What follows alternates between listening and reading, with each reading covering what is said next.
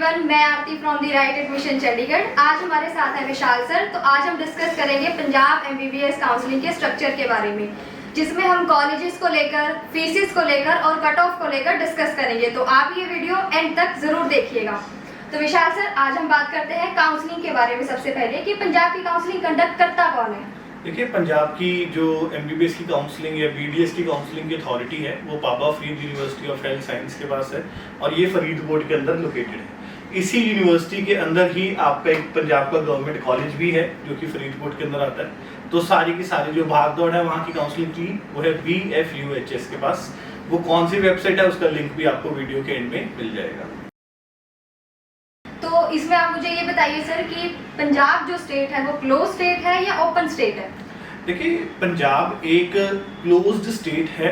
Closed state का मतलब क्या होता है आपको बता देता हूँ कि जहां पर कोई भी बाहर की डोमिसाइल का बच्चा एडमिशन लेने नहीं आ सकता। यानी कि यहाँ के जो गवर्नमेंट कॉलेजेस हैं वो भी सिर्फ पंजाब के बच्चों को मिलेंगे, यहाँ के जो सेमी गवर्नमेंट कॉलेजेस हैं वो भी सिर्फ पंजाब के बच्चों को मिलेंगे, और जो प्राइवेट कॉलेजेस हैं उसमें जो मैनेजमेंट सीट्स हैं वो भी सिर्फ पंजाब के बच्चों को ही मिलेगी। बीडीएस के अंदर एक टाइम के बाद बाहर के बच्चों को एडमिशन मिल जाती है, बट एमबीबीएस में सारी की सारी सीट्स जो है वो पंजाब के बच्चों के लिए ही है। पंजाब इस वजह से क्लोज स्टेट है। तो इसमें सर कॉलेजेस को लेकर आप बताइए कि गवर्नमेंट कॉलेजेस कितने हैं, प्राइवेट कॉलेजेस कितने हैं पंजाब में? देखिए, पंजाब के अंदर जो टोटल गवर्नमेंट कॉलेजेस हैं वो टोटल 4 गवर्नमेंट कॉलेजेस हैं, और इसके अलावा हमारे पास पंजाब में 7 प्राइवेट कॉलेजेस हैं। तो यहाँ पर हम देख लेते हैं कि सीट्स कितनी हैं। आपको स्क्रीन पर नजर भी आ रहा है कि हमारे पास टोटल पंजाब में चाहे गवर्नमेंट, प्राइवेट और एम्स, एक एम्स भी है बठिंडा में, उसकी काउंसलिंग बाबा फरीद नहीं करवाती। इन सारी जो कॉलेजेस की सीट्स हैं वो हमारे पास 1700 सीट्स बनती हैं। ठीक है। और फीसिस को लेकर सर, गवर्नमेंट प्राइवेट फीसिस? हाँ, देखिए, पंजाब के अंदर मैं आपको बताता हूँ कि जो अलग अलग टाइप्स ऑफ सीट्स हैं और हर टाइप ऑफ सीट की एक अलग फीस है। तो सबसे पहले जैसे कि गवर्नमेंट कॉलेजेस की बात करें, गवर्नमेंट कॉलेजेस में जो गवर्नमेंट कोटा सीट होती है उसकी फीस है 1,66,000 पर एनम, और यहाँ पर 10% पर एनम का हर साल इंक्रीमेंट भी लगेगा।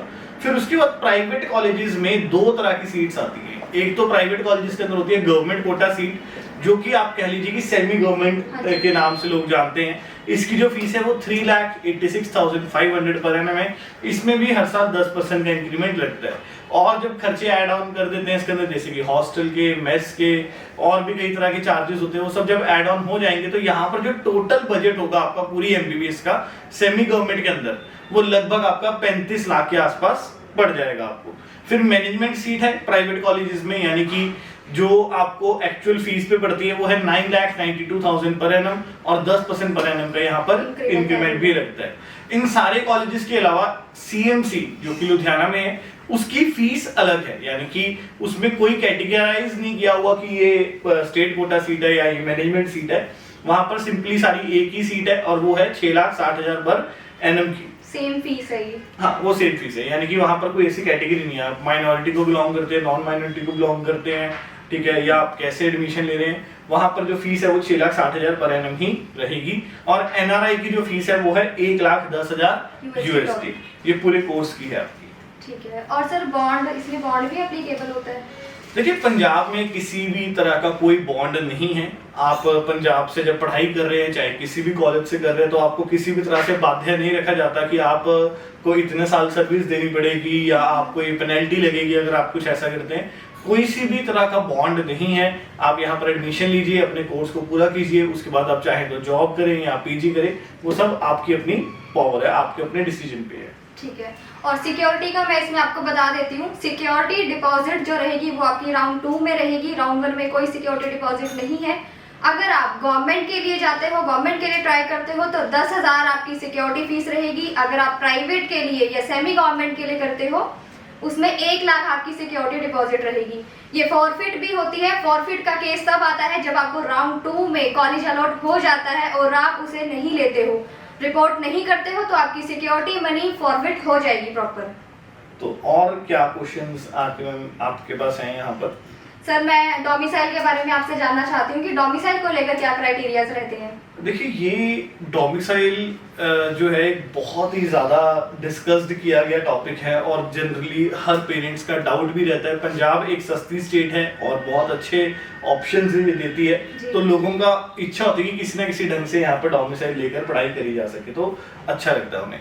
तो पंजाब में बहुत सारी कंडीशंस हैं, बट मैं आपको एक कंडीशन बताता हूँ, अगर आप ये कंडीशन फुलफिल नहीं करते तो आपकी बाकी की कंडीशंस भी नल एंड वॉइड हो जाती हैं। तो आपको सबसे पहले सिर्फ इस कंडीशन के ऊपर ध्यान देना है, यानी कि आपका पंजाब के अंदर कोई परमानेंट रेजिडेंट प्रूफ होना चाहिए।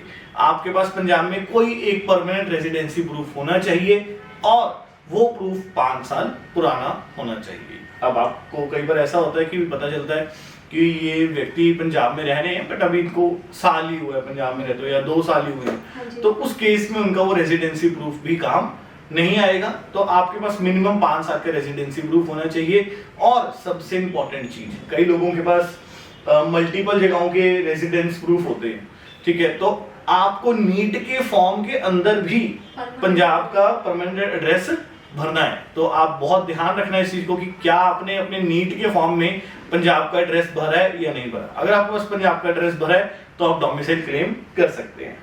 तो अब वीडियो क्लोज करने का समय आ रहा है, तो वीडियो क्लोज करने से पहले इस वीडियो के कुछ इंपॉर्टेंट पॉइंट्स आप सबके साथ डिस्कस कर लेते हैं। तो प्लीज आरती मैम आप बताइए मेरे को। इंपॉर्टेंट पॉइंट में फर्स्ट पॉइंट ये रहेगा कि राउंड 1 फ्री एग्जिट है। राउंड 1 में आप फ्री एग्जिट कर सकते हो। राउंड 2 आपका फ्री एग्जिट नहीं रहेगा, सिक्योरिटी डिपॉजिट भी इसी राउंड में होगी। अगर आपको कॉलेज नहीं मिला तो फॉरफिट भी इसी केस में ही रहेगा, पूरी सिक्योरिटी मनी आपकी फॉरफिट हो जाएगी। रजिस्ट्रेशन सिर्फ राउंड 1 में ओपन होगी, उसके बाद रजिस्ट्रेशन सेकंड राउंड में ओपन नहीं होगी। मॉकअप में दोबारा से ये ओपन रहेगी, लेकिन तब तक आपके पास जो भी ऑप्शंस है वो सारे जा चुके होंगे। तो मैम एक बार आप बताइए कि क्या किसी भी पॉइंट में ये पॉसिबल है कि क्या बाहर का बच्चा पंजाब के अंदर आके स्टडी कर सकता है? बाहर का बच्चा सर सिर्फ AIQ के लिए पार्टिसिपेट कर सकता है CMC कॉलेज में, जिसमें सिर्फ 4 सीट्स ही अवेलेबल हैं। बाकी किसी भी प्राइवेट कॉलेज के लिए बाहर की स्टेट का बच्चा एलिजिबल नहीं है, क्योंकि पंजाब क्लोज स्टेट आ गई। मैं इस पॉइंट को थोड़ा सा और एलैबोरेट कर देता हूँ। और ये जो सीट है ये AIQ की सीट है, बट इसकी जो काउंसलिंग होगी वो बाबा फरीद यूनिवर्सिटी पर ही होगी। तो कहीं ऐसा ना हो कि आप ऑल इंडिया कोटा पर इसकी वेट करते रहें और वहां से बाबा फरीद के अंदर ये सीट खत्म हो जाए। तो अगर आपको ये जो 4 सीटें हैं AIQ की CMC के अंदर, ये अगर आपको लेनी है तो आपको बाबा फरीद के अंदर ही अपने आप को रजिस्टर करना होगा। और यहाँ पर जो स्कोर है काफी हाई रहता है, अप्रोक्सीमेटली आप मान के चलिए कि 615 से ऊपर का स्कोर आपको चाहिए। फिर मैं आपको कुछ पॉइंट बता देता हूँ डॉक्यूमेंट वेरिफिकेशन। तो जो भी लोग कैटेगरीज को बिलोंग करते हैं या माइनॉरिटीज को बिलोंग करते हैं और पंजाब में एडमिशन ले रहे हैं, तो उनकी जो डॉक्यूमेंट वेरिफिकेशन है वो काउंसलिंग शुरू होने से पहले ही हो जाएगी, यानी कि राउंड 1 से पहले उनकी डॉक्यूमेंट वेरिफिकेशन हो जाएगी। और जो जनरल कैटेगरी के लोग हैं उनकी जो डॉक्यूमेंट वेरिफिकेशन है वो at the time of reporting ही होती है। एक बहुत ही ज्यादा इंपॉर्टेंट पॉइंट मैं आपको यहां पर बता देता हूं, आप चाहें तो उसको नोट भी कर लीजिए। पंजाब के अंदर राउंड 2 में आपको विलिंगनेस सबमिट करना बहुत ज्यादा जरूरी है। यानी कि आप राउंड 1 में रजिस्टर करें तो ऐसा नहीं है बाकी स्टेट्स की तरह कि राउंड 2 में आप डायरेक्टली ऑलरेडी रजिस्टर्ड हो। राउंड 2 में आपको अलग से भी विलिंगनेस वहां पर देनी होगी, और विलिंगनेस अगर आप नहीं देते तो वो आपको कंसीडर नहीं करेंगे राउंड 2 में। इसी प्रकार राउंड 3 में भी उन लोगों को विलिंगनेस देनी होती है जिन्होंने राउंड 3 में फ्रेश रजिस्ट्रेशन करी होती है। तो आई होप आज की वीडियो आप सबको पसंद आई होगी। इस वीडियो के अंदर अगर आपको कोई डाउट्स हैं, आपके मन में कोई सवाल है, तो आप गिवन नंबर्स पर कॉल करिए। Till then take care, bye bye, thank you.